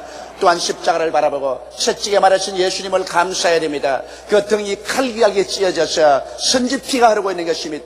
예수님이여 날 위하여 십자가에서 몸에 상처를 입고 찢어져서 달려있음을 감사합니다. 주님께서 나의 연약한 것을 친히 담당하시고 나의 병을 짊어지고 가셨습니다. 주님이 채찍에 맞으심으로 내가 고침을 받았습니다. 주님 감사합니다. 이를 끊임없이 묵상하고 감사하면 거기에서 치료와 건강이 폭포와 같이 쏟아지게 될 것입니다. 우리가 정말 치료의 주님을 향해서 많이 감사했더라면 수많은 사람들이 치료를 체험할 수 있을 것입니다. 또한 예수님께서 힘없이 십자가에 늘어져 있는 것을 바라보고 예수님께서 나의 저주를 짊어진 것을 감사할 줄 알아야 되는 것입니다. 그리스도께서 우리를 위하여 저주를 받아서 율법의 저주에서 우리를 속량하였으니 이는 기록된 바 나무에 달린 자마다 저주 아래 있는 자라 하였음이라. 이는 그리스도 예수 안에서 아브라함의 복이 이방인에게 미치게 함이라고 말씀하셨으므로 십자가에 힘없이 매달린 예수 그리스도를 바라보고 주여 나의 저주를 짊으셨으니 감사합니다. 모든 율법의 저주에서 해방을 시켜 주셔서 내가 하는 것마다 낭패와 실망을 당하지 않게 해주심을 감사합니다. 하나님이여 감사합니다. 저주를 짊으신 예수님이여 감사합니다. 우리가 넘치도록 감사했더라면 그 십자가에서 아브라함의 축복이 폭포와 같이 쏟아졌을 것입니다. 우리는 예수님의 죽으심과 부활을 감사해야 됩니다. 날 위해서 십자가에 죽으시고 날 위하여 장사님 받으시고 날 위하여 부활했기 때문에 날 위하여 고난당한 예수 그리스도의 죽으심과 부활을 끝없이 감사하면 여러분 마음속에 진실로 영생을 체험할 수 있게 되는 것입니다. 영생의 능력이 가슴 속에서 넘쳐나오는 것을 체험할 수 있게 될 것입니다. 이처럼 여러분, 우리는 그리스도의 십자가의 고난도 신학적으로 받아들이지 말고 종교적으로 받아들이지 말고 무한한 마음의 감동과 감격으로 그 십자가 앞에 엎드려서 내가 하나님의 은혜를 조목조목 감사하고 찬양을 드릴 때 그 안에 포함된 하나님의 은혜가 우리의 영혼 속에 폭포와 같이 쏟아지게 되는 것입니다. 비로소 우리는 참 믿음을 가져야 되는 것입니다. 여러분, 우리가 감사할 때 참으로 믿음이 생깁니다. 원망과 불평할 때는 의심이 꽉 들어 차지만은 감사와 찬양을 할 때는 우리 마음속에 넘치는 믿음이 생겨나고 또 그 믿음과 함께 수고하고 무거운 짐을 하나님께 맡길 수 있는 힘도 생겨나는 것입니다.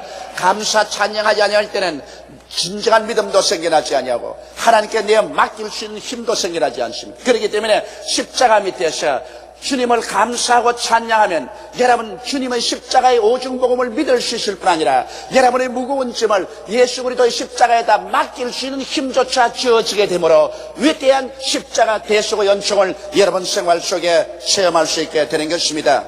셋째로, 그러면 우리가 이와 같은 하나님의 은혜를 받고 우리가 감사했으면 이제는 은혜에 보답하는 삶을 살아야 될 것인 것입니다. 우리는 은혜를 받았으면 그 은혜 받은 대로 열매를 맺어야 될 것인 것입니다. 하나님께로부터 이와 같은 크나큰 은혜를 입었었으니 우리는 어떻게 하면 하나님께 보답하는 삶을 살아야 될 것입니까? 우리가 참으로 하나님께 보답하는 삶을 살면은 하나님께서는 있는 자에게는 더 준다고 하셨으므로 더욱더 감사할 수 있도록 축복을 해 주실 것입니다.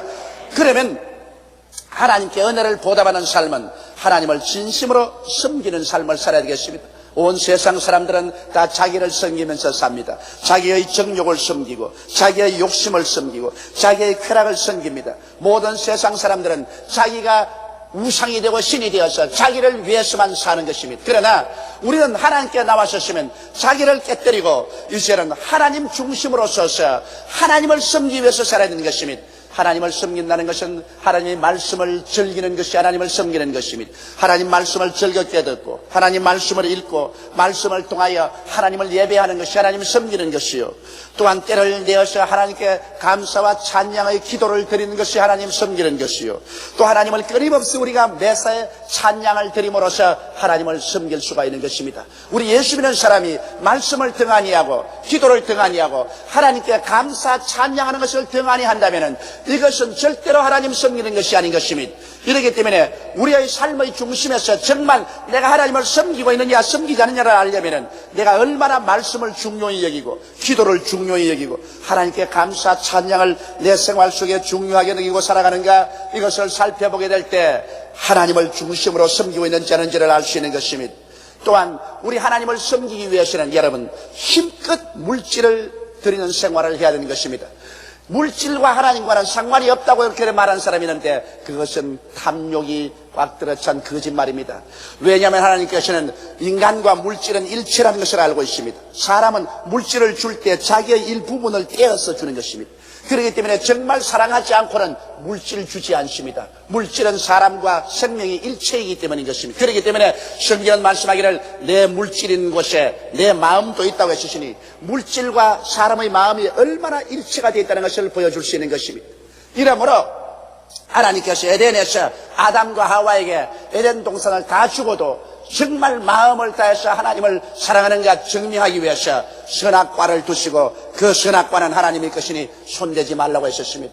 여러분, 하나님께서 우리에게 물질을 풍성히 주시되 이 물질 가운데서 정말 하나님을 사랑하는가 시험하기 위해서 11조를 주신 것입니다. 하나님 우리에게 10분지 9만 주고 10분지 1은 하나님 스스로 미리 떼어버릴 수도 있는 문제인 것입니다. 그러나 그렇지 않고 진실로 우리가 하나님을 사랑하는가, 그 사랑의 실제성을 증명하기 위해서 하나님은 우리의 수입 중에 10분지 1을 하나님께 바치라고 말하고 있는 것입니다. 만일 10분지 1을 내가 떼어서 바친다면 내 마음과 몸을 떼어서 바치는 것으로 하나님을 사랑하는 증명이 되는 것입니다. 어떤 사람 말하기를 나는 아직 세례를 받지 않았기 때문에 11조를 바치지 않는다. 그 거짓말이 어디에 있습니까? 어디에 세례 받고 난 다음에 11조 바치라고 했었습니까? 11조라는 것은 원래 하나님의 것입니다. 그런데 하나님이 우리에게 함께 주시는 것은 우리가 그것을 담대하게 떼어서 하나님께 드림으로 말미암아 내 자신의 마음을 베어서 드리고 내 몸을 베어서 드리는 사랑의 진실성을 증명하기 위해서 그렇게 하는 것입니다. 어느 누구고 11조를 드릴 때 마음에 아까운 생각이 아련히 나지 않은 사람은 아무도 없습니다. 왜냐하면 자기의 마음과 몸을 베어서 드리기 때문인 것입니다. 그러므로 물질과 나는 일체이기 때문에 물질을 드리는 것은 나를 드리는 것입니다. 물질을 드리지 않고 하나님을 예배한다는 것은 새빨간 거짓말인 것입니다. 이렇기 때문에 우리가 진실로 하나님의 은혜에 보답하는 삶을 살자면 우리의 생활에 착실하게 11조를 반드시 드려야만 한다는 것입니다. 그 이외에 더 보태어서 내가 하나님 사업을 위해서 여러 가지 헌물을 하는 것은 좋은 일이죠. 그러나 다른 것을 하지 못할지라도 11조만은 하나님 앞에서 도둑질하면 이것은 하나님의 은혜에 반역하는 삶을 사는 것이고 하나님을 사랑하지 않는다는 것을 스스로 증명하기 때문에 그때 이후로부터 시작해서 하나님께 기도하고 찬미하는 것이 모두 다 가정스럽게 들리는 것입니다. 이스라엘 보고 하나님 뭐라고 말했습니까? 너희가 어찌 나에게 범죄하고도 아무 일도 하지 않았다고 하느냐? 너희 11조와 헌물을 도둑질한 것이 나에게 범죄한 것으로서 너희 온 나라가 저주를 받았다고 한 것입니다. 그러므로 물질을 하나님께 드리는 제단을 쌓지 않고 하나님 앞에 예배드리고 찬미드리는 것은 거짓되고 가정된 위선으로 하나님께서 보시는 것입니다. 여러분 가정 살면서도 그렇지 않습니까? 남편이 아내를 보고 당신 사랑합니다. 당신 사랑합니다. 내가 목숨처럼 당신을 사랑합니다 하면서 아내가 먹을 양식을 주지 않고 옷을 주지 않고 쓸 돈도 주지 않고 자기 혼자 주지 육림 속에 살면서 말만 그렇게 한다면 그 말은 가정스러운 것이고 추악한 것이고 위선으로 꽉 들어찬 것입니다. 차라리 그 말 안 하는 것이 더 좋습니다. 하나님을 사랑합니다. 하나님을 예배합니다. 하나님을 찬양합니다. 그렇게 말하면서 11조를 도둑질하면 그 말 자체가 오히려 더 가정스럽고 더러운 말이 되고 마는 것입니다. 그 말 안 하는 것이 차라리 낫습니다. 차라리 하나님이여 나는 죄인이로소이다. 그렇게 하는 것이 오히려 훨씬 나은 것입니다. 이 사실을 우리 예수 믿는 사람은 뼛속까지 깨달아 알아야만 되는 것입니다. 그리고 하나님 앞에 열매 맺는 생활이란 전도와 구제의 삶인 것입니다. 열심히 전도하고 불쌍한 사람이 있으면 내 오른손이 하는 것을 왼손이 모르게 구제해서 그들을 도와주는 것, 이것은 하나님을 기쁘시게 하는 것이고 하나님 앞에 은혜에 보답하는 삶인 것입니다. 그리고 의와 거룩한 삶입니다. 예수 믿는 사람으로서 그리스도를 영화롭게 하는 의로운 삶을 살고 죄악과 떨어진 거룩한 삶을 살아서 그리스도의 영광을 드러내는 이와 같은 삶을 삶으로 말미암아 우리가 비로소 하나님을 진심으로 섬기는 삶, 하나님의 은혜에 보답하는 삶을 살아갈 수가 있게 되는 것입니다. 하나님의 은혜를 감사드리고 살면 마음이 기뻐지고 행복해집니다. 마음에 부정적인 생각이 씻어지며 모든 짐을 하나님께 맡길 수가 있게 되는 것입니다. 그리고 참으로 믿을 수 있게 되고 마음에 항상 하나님의 임재하심을 느끼게 되며 하나님께 순종할 수 있는 마음의 힘이 생겨나게 되는 것입니다. 다 같이 오겠으기를 기도드리겠습니다. 전능하시고 거룩하신 아버지 하나님, 우리는 너무나 하나님의 은혜에 대해서 무딘 마음을 가지고 감사하지 않고 살았었습니다. 사람들의 은혜도 우리가 무시하고 살았거니와 더더구나 하나님의 은혜를 자연 환경에서 주신 은혜도 감사하지 아니하고 십자가를 통해서 하나님께서 그 아들 예수님 몸짓고 피 흘려 주신 은혜도 무관심하게 받아들였었습니다. 감사하지 않았었습니다. 우리 아버지 하나님께서 이 죄를 오늘 회개하고 자복합니다. 우리 다 감사할 줄 모르는 무딘 마음을 주님께서 깨뜨려 주시옵시고 내 아버지 하나님께서 감사하는 부드러운 마음을 만들어 주옵소서. 우리 아버지 은혜를 받고도 그 은혜를 통해서 열매 맺지 않은 내 아버지 하나님 잡초가 무성한 가시는 굴 같은 마음이 되었었습니다. 은혜에 보답하는 마음을 가지고 살 수 있는 우리들이 되게 만들어 주옵소서. 야훼 하나님이여 진실로 우리의 모든 생활 환경에서 하나님께 감사하고 찬양하며 24시간 우리가 깨어있을 때 호흡이 있을 때 늘 감사하고 찬양하며 하나님 은혜에 보답하는 삶을 사는 우리들이 되게 도와주옵소서. 우리 주 예수님 이름으로 기도드리옵나이다. 아멘.